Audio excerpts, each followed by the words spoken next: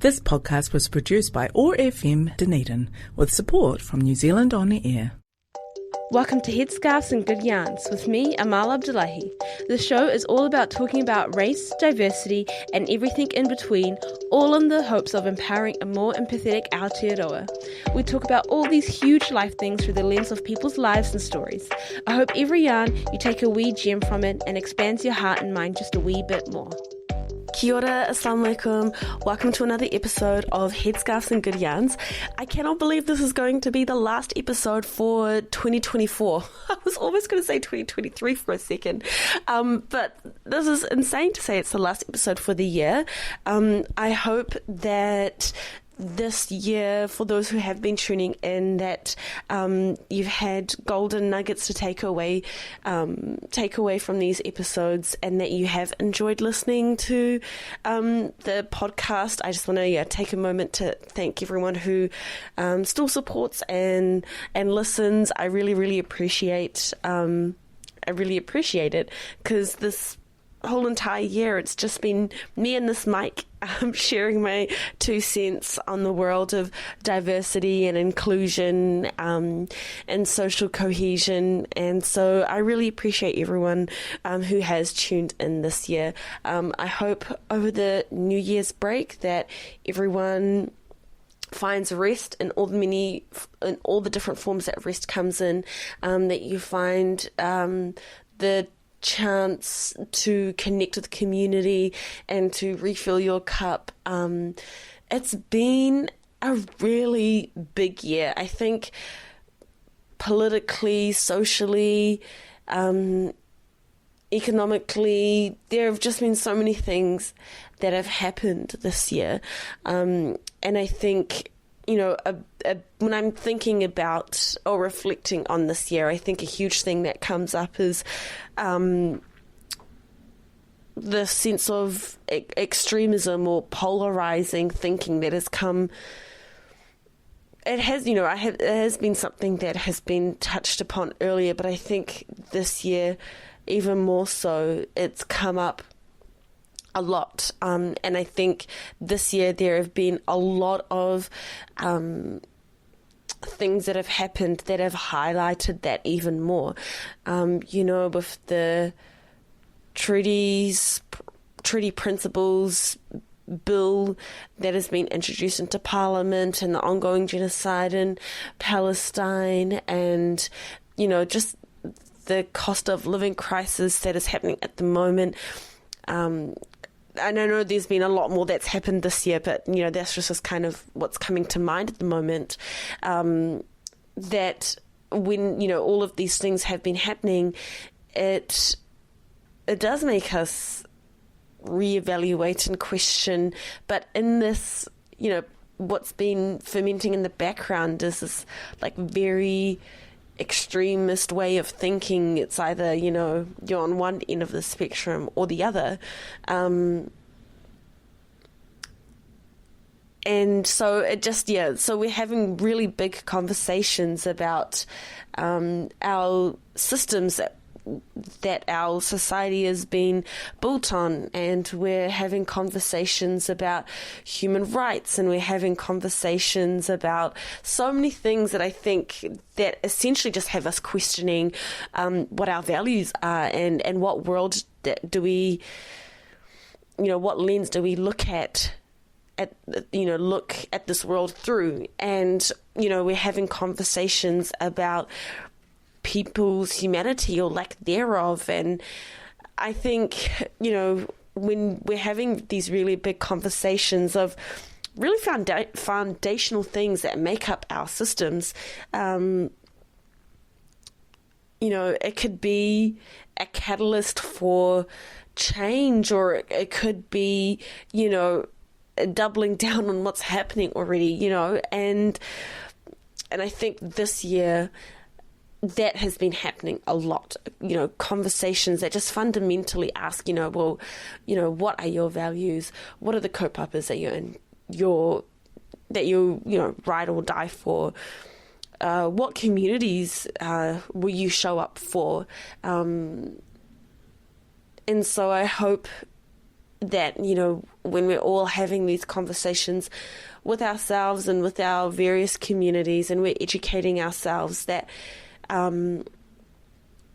we're able to have that conversation and to go through that process of learning and unlearning and questioning with the values of curiosity and empathy, and we're able to let go of our defenses and just really ask ourselves, why is it that we think the way we do, and how is it that we want to show up for this world that we're all participating in.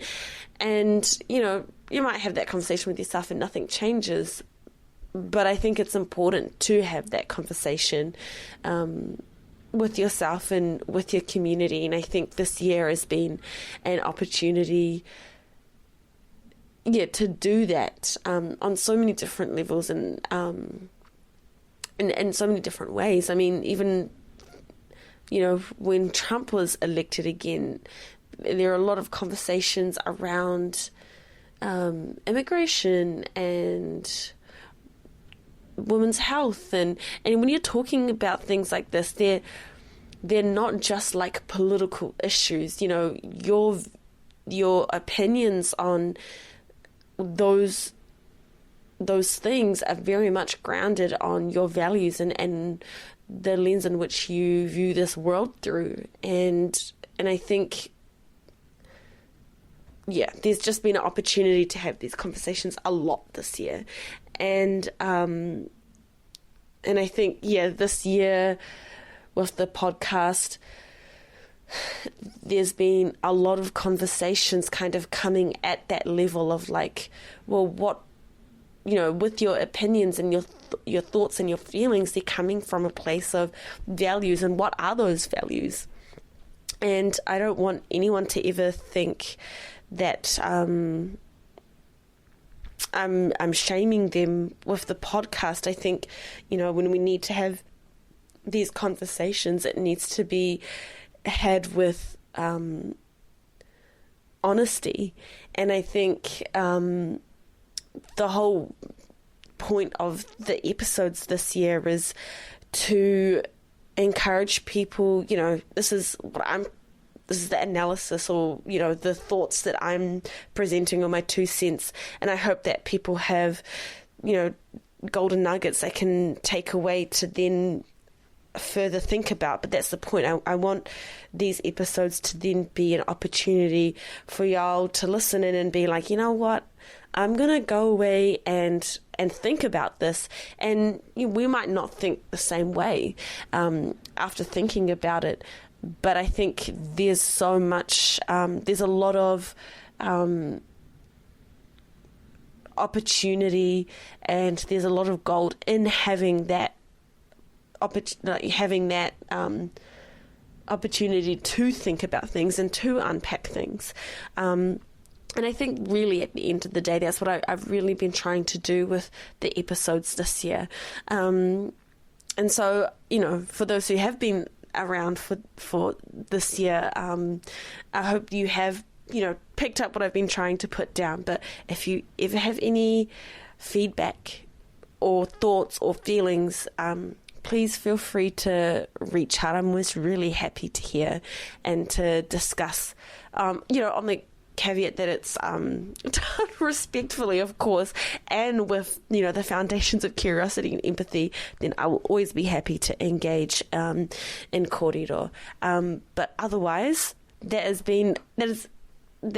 respectfully, Mal, I'm going to put a pin on that tangent for myself, and I really want to get into the episode, the last episode for this year, and I've been wanting to do this to really unpack all of this for a couple of episodes now, but I really wanted to make sure that I introduced it in a way that was A, productive, and B, was able to weave together the different systems that are that are at play when we're talking about this, because one thing that I have noticed when it comes to this topic of talking about anger and respectability, politics and tone policing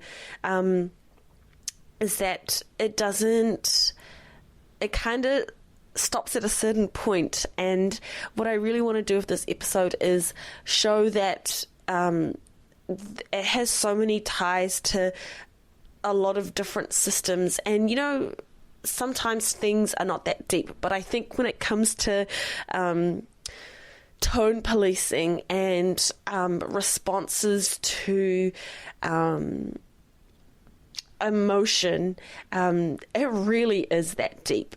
And regardless, I am going to start this episode by talking about specific events, and regardless of your thoughts and feelings and opinions about these specific events, I really want to highlight how the thoughts and feelings of these specific events link to our wider system of civility and white supremacy, and that has had a really long history that has endured. And I think that's what I really want to highlight with this episode. So today I would like to talk about tone policing and a bit of respectability politics. And this is something that I have spoken about on the show before.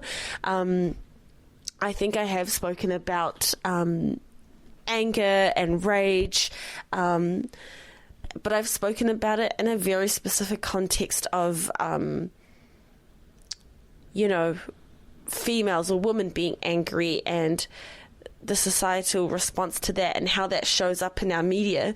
But I think I also have spoken about respectability, politics, and in general. But when these recent events happened, the response that I was seeing to these events, I was like, okay, I think it's still very relevant to talk about tone policing, but talk about it from the lens of, if we were to think about these events being the tip of the iceberg, I think it's very important and very valid to have that conversation about, the bit of the iceberg that we don't see that's under the water, and that's actually the majority of the iceberg. And I don't think I have spoken about that in depth on the show before. And so that's why I really wanted to make this episode, because I have spoken about respectability politics before, but I haven't quite linked it to this idea of control and this idea of the civil versus uncivilized stereotype that really feeds into our system of white supremacy. And the idea of civility and who is civil and who isn't plays a really big role of white supremacy. And again, saying these things straight up like that, it sounds like an affront. But I think when, regardless of your values or regardless of what your political identity is, I think we all need to be honest about where these notions of civility come from and how they show up in our modern day context. And the response to these two events that I'm about to unpack, I think it says a lot about our notion of civility, and so it's very much relevant to this day and is very much relevant to 2024. So the first event that I want to talk about is when the first reading for the Treaty Principles Bill happened earlier this month. Yeah, it was just earlier this month, or end of November. And Te Pāti Māori were the last party to cast their votes. And our amazing MP, Hana Rāwhiti Maipi Clark performed Ka Mate at the bill's first reading, and there were other MPs that also joined in with this haka and in protest to the bill, and there was a huge response. There was a really big response to that, and responses from ranging from awe and pride to responses of embarrassment. There was a huge response to the haka being performed in Parliament, and I think I'm going to quote David Seymour here, because his response to the haka, I think there was a lot of people who also had similar thoughts and feelings, and it's something that came up a lot. And so I'm going to quote David Seymour here.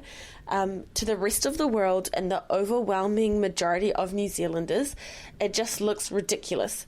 You've got one person putting up a reasoned debate and inviting a response, and then you've got people that dance around doing a war dance, hurl personal insults, and ultimately get kicked out of Parliament. We've got to take a reality check here. That behaviour is totally unacceptable. Okay, so I just want to park that for a minute and go back to the response to the haka. And it was an international response as well. There were so many international outlets writing about the haka, and, there was a huge response to it. And then Hana Rāwhiti Maipi Clark did an interview afterwards, and I would like to quote her. And so Hannah was saying, there's a bit of context to all of this, and it's been building up for a year. I was like, let's just rip it up. It means nothing. And they were like, no, let's not do that. And I was like, honestly, the treaty unites us in our country. Unites us, and our country is known for having a beautiful partnership that most Indigenous countries don't have, and let's not give it, meaning the bill, the power. And then she went on to say, we had tried many different point of orders, we had tried to play their game, we tried the speeches, we tried taking it out, select committees, you name it.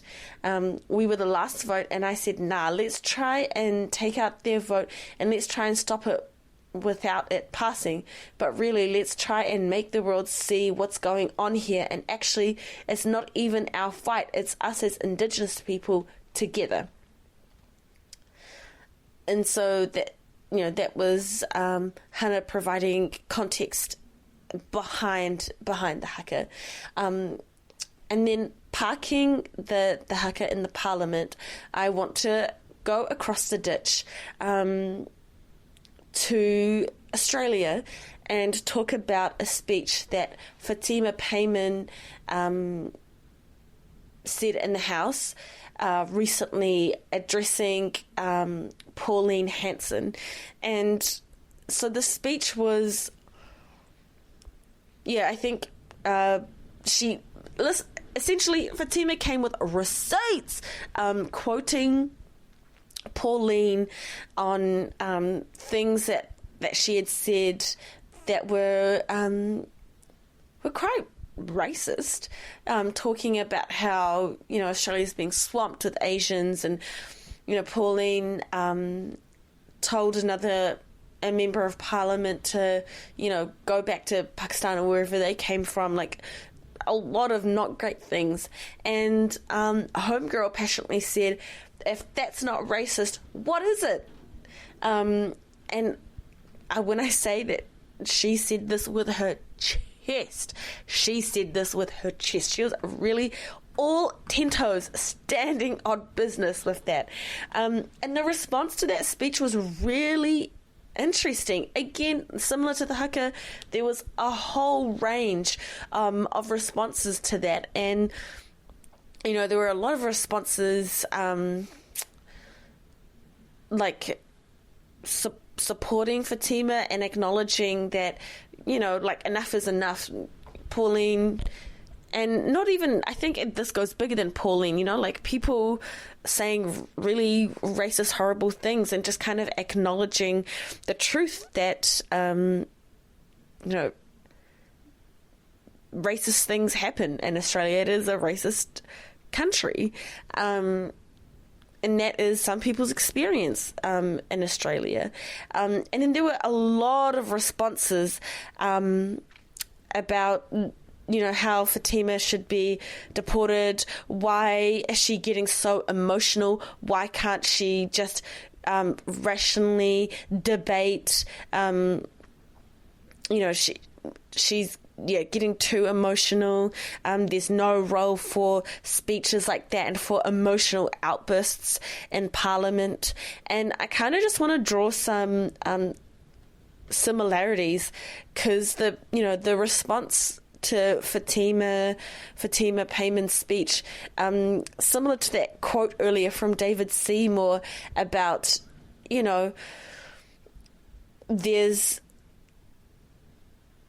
there's this sense of putting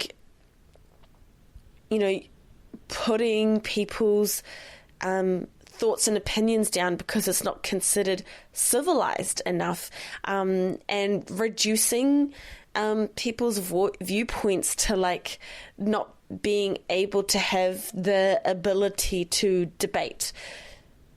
Because when you go back to David Seymour's quote, he says, you've got one person putting up a reasoned debate and inviting a response. And then you've got people that dance around doing a war dance. And then if you contrast that, or, with the response to Fatima's speech, there's a lot of similar comments around, emotional outburst, unable to have a reasoned debate. And I think there's a sense of, tone policing that's coming through there. And there's a sense of equating, framing debate can only look a certain way.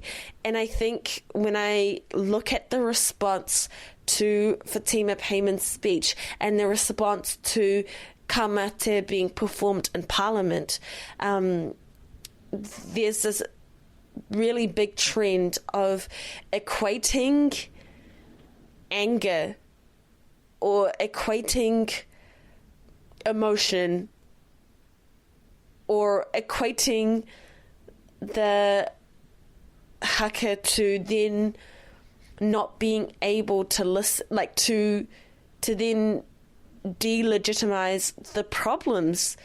Because if you think about the context of things, and if you think about, like going back to what Hana Rafferty said, we tried many different points of orders.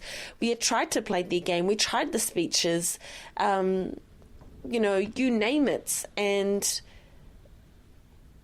if you, go back to what, even if you, I just want to pick out another bit about, it's not even our fight, it's us as Indigenous people together. If you think about that context, and then you think about David's response, it's essentially, saying that the haka was not part of the debate at all. And the haka, like, I think David Seymour's quote shows that he thinks that the haka has, like, he doesn't think about the context of where the haka is coming from and not understanding the history of Te Tiriti and that really important and valid context there, and has completely watered it down, and implying that Te Pāti Māori are not capable of reasoned debate. And I think the same thing has happened to Fatima Payman. I'm not saying that everyone has had the same response to her speech, but there is a very large majority that has also delegitimized the really important things that she was saying, and have made her emotion and passion mean that, what she's saying isn't valid, isn't legit. And I think there's a lot of tone policing that happens there. And not only is there tone policing, there is that idea of who is allowed, who is civil and who isn't civil, that just gets reiterated again and again. And so before I get into tone policing, I kind of want to run through some definitions that will help, give the framework to have this kōrero, because again, when you're having conversations like this, or when you're thinking about things like this, it's, yes, you can have like the facts in front of you, but it's also a very emotional conversation as well. And when things are this emotional, it's really easy, I think, for basic definitions to be misunderstood or manipulated. And I just want to ground this conversation with going through some definitions. So first of all, one definition that I want to go through is racism. And racism is, I feel like this is a really big word, but essentially how I would define it. And again, I'm happy to be challenged on this or to have a further conversation. But after being in this space for a really long time and, reading widely, this is how I would condense racism. So racism is the belief that, there are some groups, communities that are just innately superior to others. And so if you think about, racism, it's attitudes and actions, policies, institutes that are built on this false idea that other groups are superior and other, groups or communities are inferior. And racism can come through in so many different ways, whether it's, the unconscious bias or the stereotypes or the stories that we hold about certain groups and communities. It's institutional, it's in, our law and our education, our media, our health system. There are so many different ways that it can come through, but it's essentially built on that belief. And then we have white supremacy, and something that I have brought up a lot in episodes, but I'm unsure if I've actually defined it. So white supremacy is a particular mechanism, or I suppose chapter of racism, and it's the essentially the belief that white people are superior to people of color. And this has also been embedded in our systems, our structures, socially, culturally, and there are many ways that white supremacy is maintained. Even though saying that definition out loud, it seems like something that came from, hundreds of years ago or even a couple decades ago. It's still embedded in our world today in 2024. And I also want to define what tone policing is. And essentially, tone policing is, because it doesn't just happen when we're talking about racism. I think tone policing can happen even in a very personal sphere. You know, when you're having an argument with like someone in your family, it happens at work. But it's essentially when someone is, you know, responding to any strong emotion with, hey, like, let's just not express anger. And it kind of can look like, I can give examples in a more personal sense, but, you know, calm down so we can discuss this like adults. Or, you know, this isn't the time or place to express your emotions. Or this has happened a lot when groups or communities that don't have the power or privilege express their reality with their emotions. Your language is divisive. And so it's really like the fact that, so it can come through in different ways, but it's essentially responding to emotion by focusing on the delivery of a message rather than focusing on the message itself. And when you do that, you're delegitimizing the message and just focusing on the delivery. And it's very, very manipulative. It is very, very manipulative. That's how I feel about it, is someone who has been tone policed. Gosh, it honestly drives you crazy. It's so dehumanizing. It makes you feel like your reality isn't important. It's really, really dehumanizing. And looking at the response to Fatima Payman's speech and to the haka, there's a lot of tone policing that comes through. Like even that quote from David Seymour, it's giving tone policing. And so when you tone police like that, what actually happens is the reason why the haka even happened and the really important context there is delegitimized and ignored, and the only thing that is just being reinforced is that Te Pāti Māori is not capable of having reasoned, civilized debate. And then with that implication, it just kind of feeds further into this, you know, the system of white supremacy, because one of the arms of white supremacy is determining who is and isn't civil.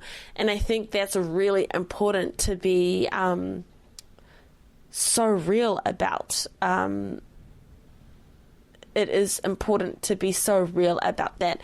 And tone policing, you know, as I said before, it does happen in personal context, but I want to talk about it in the context of the systems of racism and white supremacy. I think I'm not a mental health professional, and I don't want to talk about tone policing in that personal sense.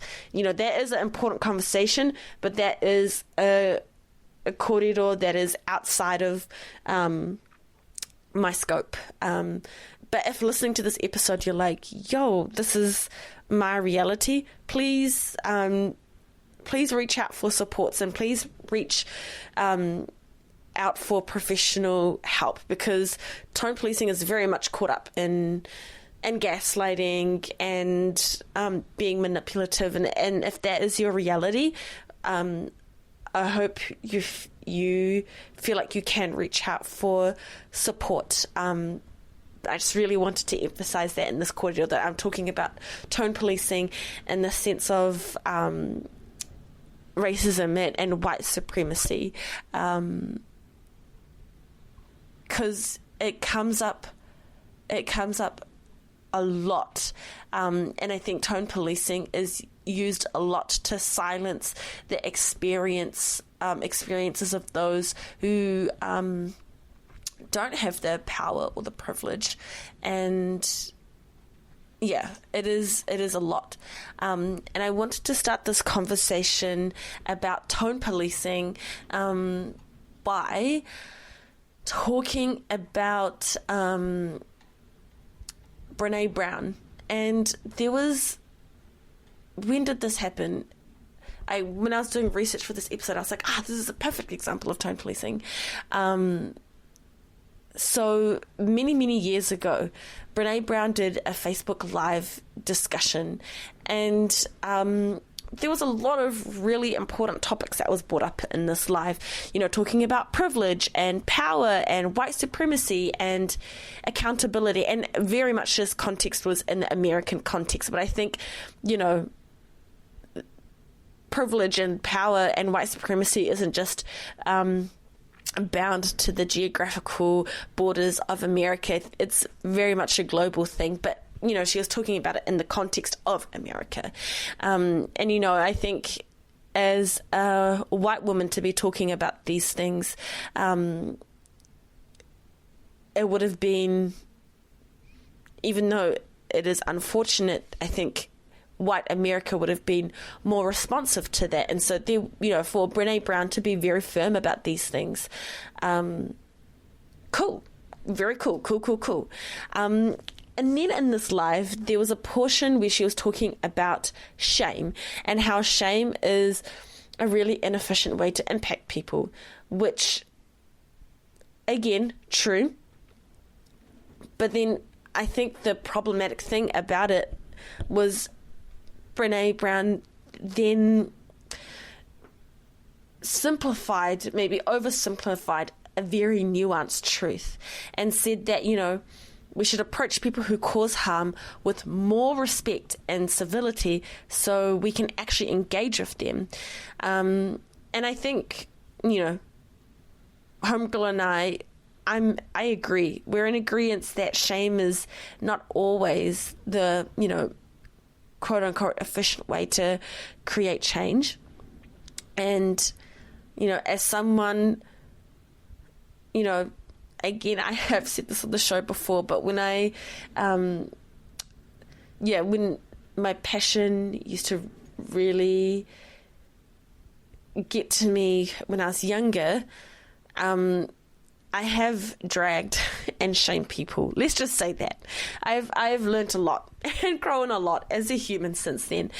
But I have dragged and shamed people, and I have been shamed before, and so I understand and agree that shame isn't always the most efficient way to create change and to have these conversations. And I think it is important when, we're calling people out or, trying to call people in, however way you want to see that. A really important element of that is having that compassion and meeting people where they are. But I think also at the same time, we need to understand that you need to take accountability for causing harm. And the thing about tone policing is that it does cause harm. And just in general, if people engage with behaviors or stereotypes or some kind of unconscious thinking which replicates false rhetoric around certain communities, or, when people are trying to grapple with their power and privilege, and do it in ways that can cause harm, that there needs to be that sense of accountability for that harm. And I think when you have harmed someone, it's important to understand the needs of that person that was harmed, even when that harm is communicated in a way that is tough to swallow.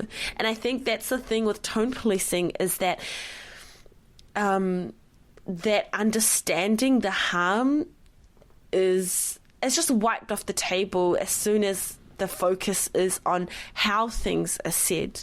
The people that had that response to Fatima's speech actually did not understand the very valid understand the very valid statements around racism in Australia, and didn't just focused on her delivery. That the needs, understanding the needs of the person or the community harmed, or just even understanding that harm, what it is, where it's come from, all of that kind of stuff, it's completely wiped off the table when the focus is made on how that harm has been communicated. And in this live specifically, I think, because I think when you talk about specific examples, it makes it a bit more, it makes it easier to kind of maybe understand what I'm trying to say. So Brene Brown in the live gave an example that she was called out by one of her fans because she used a word which I'm not too sure exactly how to pronounce. I'm just not going to say it, but I'm happy to spell it out. GYPPED. The way that I've never come across this word in my life before. But, she used that word and didn't know that there was an anti-Semitic nature to that word. And, Brene was saying, I was feeling really ashamed about this. And then she led with the fact that the fan should have talked to her with more civility and love. And Brene Brown even suggested a phrase or a way that this fan should have approached her. And, the suggested phrase was, I loved your work, you changed my life, and I'm sure you didn't mean it, but the word you used made me feel ... And I think, this is where me and Homegirl, we diverge. We do not converge, we diverge. Because, and I think this is this is the crux of what I'm really trying to say, is that if someone comes at you with intense emotion, whatever that emotion may be, whether it's like a passionate delivery, or whether it's anger, or if people come to you with intense emotion, I think the instinct should not be to ask them to be respectful, but to understand where that emotion is coming from. Because the moment you ask for civility from someone, you're putting the burden of emotional labor on the person you just harmed. You're asking them to put their raw emotional reaction aside to communicate in a way that makes you, the person who caused the harm, want to listen. And so it's like asking for a lot, right? You're asking for this, and when I say you, sorry, I'm just talking in this tense, but, when you kind of come in with a phrase like that, even if it's worded in a really nice way, you are asking for someone to repackage the harm that you did to them in a way that is easier for you to swallow, rather than taking the harm for what it is. And so there's a problem there, because you're asking that person to forget about the history of being treated without respect. And so you've got to ask in that moment, whose needs are being prioritized? Whose sense of privilege is being prioritized there? Like, if you want to think about it in a different way, it's like someone who is in extreme pain is like you're trying to help someone who's in extreme pain. It's like saying to them, please do not scream about how much you're in pain. If please communicate your pain to me without any emotion, without screaming, and then I will help you. That's really not the case. You're asking, how bad is the pain? Where does it hurt? You're putting the person who has been harmed first. And so, so for Brene Brown to be like, well, actually, because when Brene is kind of talking about shame, okay, I get that. But then there's this oversimplification that Brene Brown has done means that you're asking people, and when I don't even want to make this individual thing, you're asking people, but also communities of people communities that have been disadvantaged by the system, communities that do not have that power and privilege to be more civil, to then create change.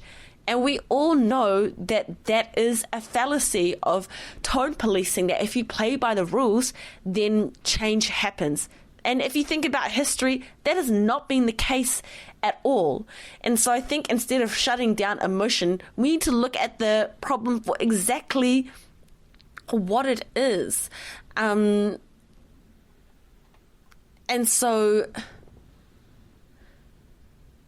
again, I agree that dragging and shaming will never create change. But then also asking marginalized communities to be more respectful and civil, that's just not gonna work. That really is just not going to work. And the thing that tone policing suggests is, the only way to have a productive conversation is a calm conversation. Conversations are reasoned debates, with things being presented neutrally, calmly, and it's only these type of conversations that can lead to a solution. And again, the implications there is that emotion equates to not being civilized, not being intellectual. It is very, very damaging, very, very damaging. And I think it links up with the system of who is it that can be civil and who isn't civilized. I want to quote David Palumbo, and they had a really, really excellent quote around civil behavior and speech.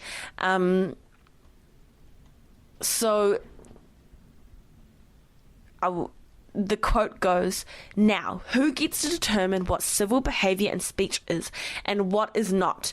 Even as administrators espouse the value of community, it is clear that the final arbiters of civility are they themselves. And this is what makes signing on to civility something one should think twice about. Civility is in the eye of the powerful, and if one believes that it will protect one against homophobic, racist, sexist and emphatic political speech of all stripes is an even and democratic manner, one should first look at the case history of civility and its relation to free speech." So there was a lot of words in that, but essentially it's, think about who in our society is considered civil and who isn't. And think about the history and the context of how this decision was made. And that, to be civil doesn't mean that we will be cushioned from the effects of the systems that we live in. Because it's not true.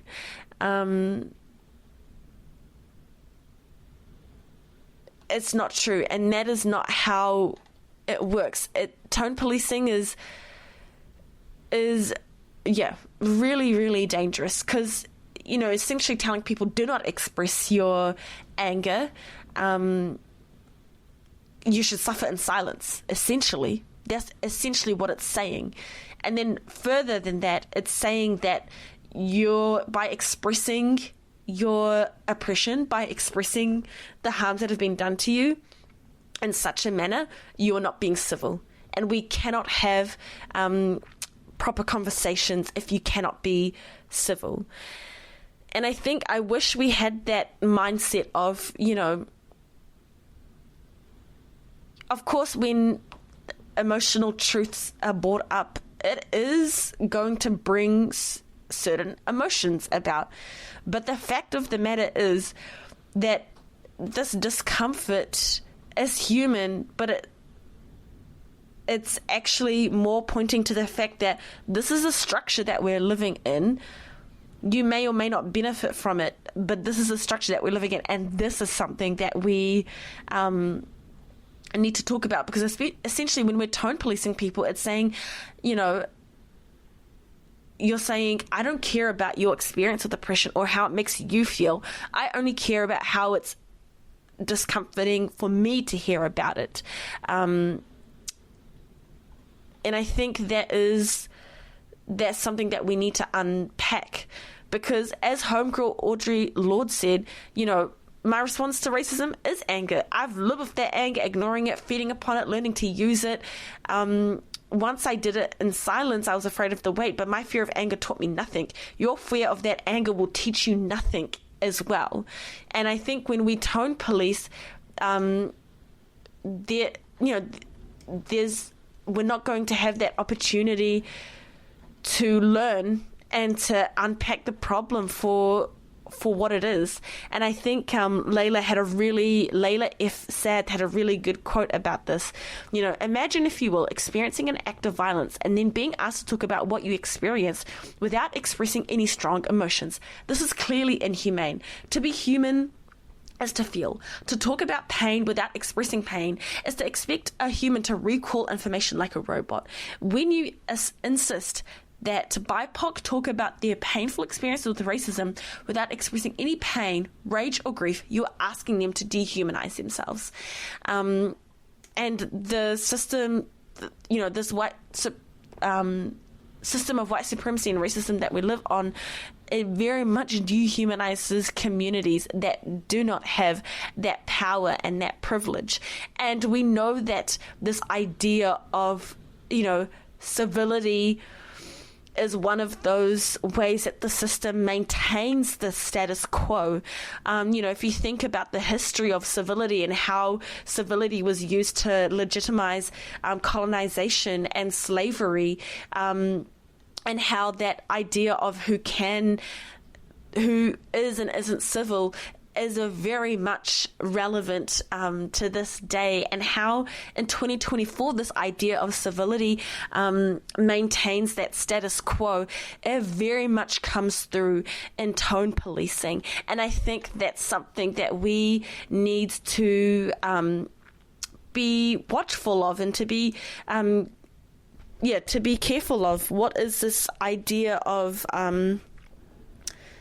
tone policing, and watch who is doing the tone policing, and how that links to our wider system of civility, our wider system of silencing the experiences of oppression that marginalized communities experience.